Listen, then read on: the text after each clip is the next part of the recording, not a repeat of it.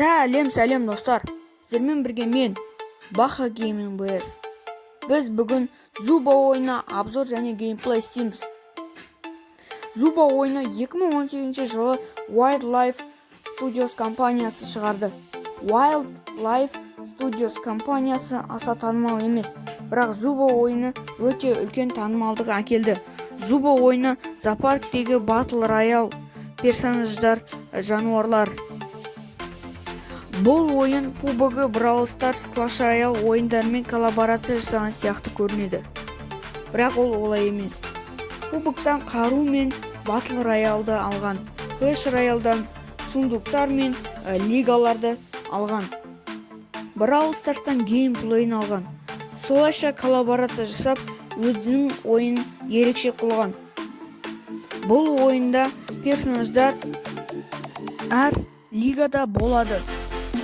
Сундуктар екіге бөлінеді.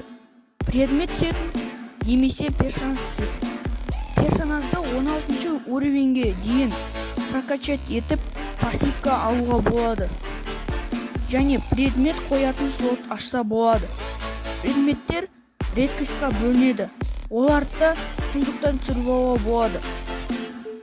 Әр предмет өзінің қабілеті болады. Қарудың 4 түрі бар: дробовик, граната, садақ және найза. Әр персонаждың өзінің қару ұстауы және өзінің қалай қолданатыны болады. Ойында режим 2 уақыт, басқа режимдар шығады. 5 адамдық және 3 адамдық. Және Battle Royale-дан басқа режимдар шығады.